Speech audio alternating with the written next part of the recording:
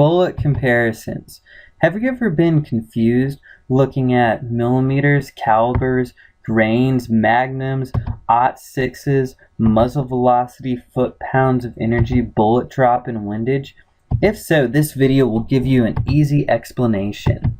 There are two main ways that bullets are measured.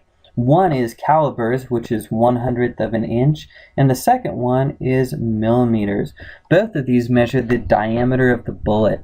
So for example, a 50 caliber bullet is approximately 1/2 inch, and a 9mm bullet is approximately 9 millimeters in diameter. Pretty simple. So some more common comparisons here would be a 30 caliber round is actually exactly the same as a 7.62 millimeter round. And did you know a 22 caliber bullet is exactly the same, well, almost exactly the same as a 5.56 millimeter bullet? Then, if we want, we can also measure bullets in grains, which tells us a little bit more accurately. Different calibers can also have different weights within that caliber. Like a 9mm has a 115, 124, and 147 grain bullet. 1 gram is equal to approximately 15 grains. Grains can also measure the gunpowder inside the cartridge, just to make sure it's confusing for us. Now, these grains measure the actual grains themselves and not the weight. But grain size can vary based upon manufacturer, so this is not a very common measurement. I feel like you guys are getting bored. Here's a little something to hold you over.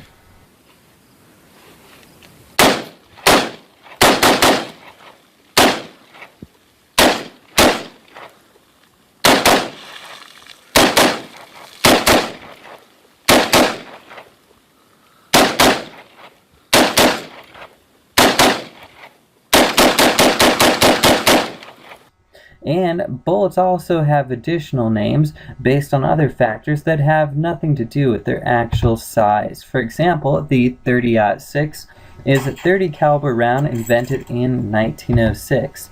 And the 45 ACP is a 45 caliber bullet, which means Colt automatic pistol. And 38 special and 44 magnum, those terms will typically mean a larger cartridge for additional propellant, but they do not actually relate to a specific measurement of the bullet and can also be used for marketing purposes as well. So to measure the actual power of the bullet, unfortunately, none of these really help us too much with that. For example, the AR-15 shoots a 5.56 millimeter bullet, which weighs 55 grains, and is much smaller than the 9mm bullet at 115 grains. But the AR-15 is still about 3 times as powerful as the 9mm, even though it's about half the size. So the next factor we need to take into consideration is cartridge size. This is important because it tells us how much gunpowder is exploding and sending the bullet on its way. So how we typically measure that is in millimeters as well. So for example, the AR-15 has a 45 millimeter cartridge, and the AK-47 has a cartridge which is 39 millimeters in length.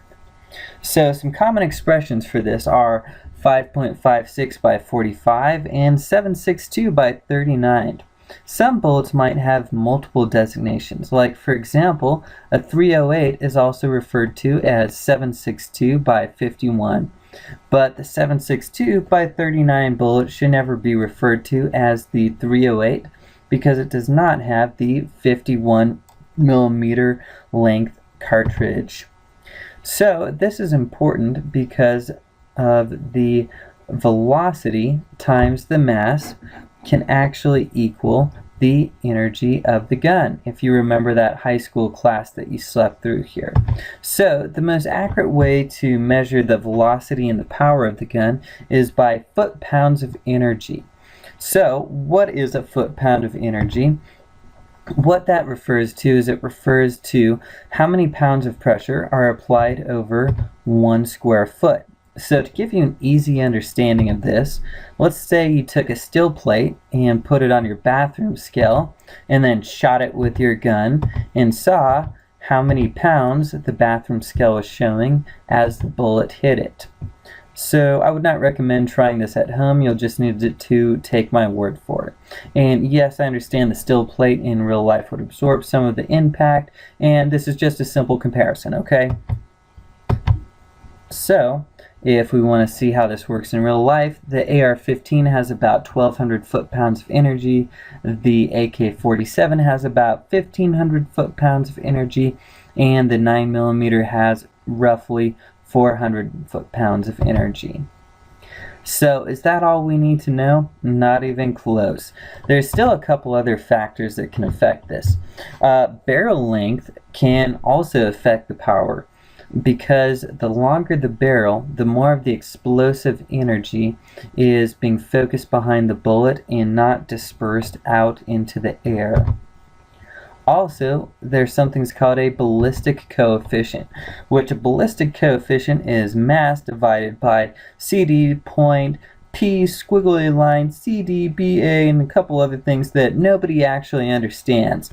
So the only thing you need to know about ballistic coefficient is it means how easily the bullet aerodynamically cuts through the air, which this can definitely affect things with bullets. Most bullets will actually lose over half of their energy within a couple hundred yards and can actually drop a couple feet from your original point of aim. So it can certainly be important to have a good bullet that can cut through the air good. Now this is only considered during the manufacturing process and doesn't have to do too much with your considerations. There's also a couple other more esoteric qualities like manufacturer quality, humidity, and altitude, but these only really come into play over long distance shooting.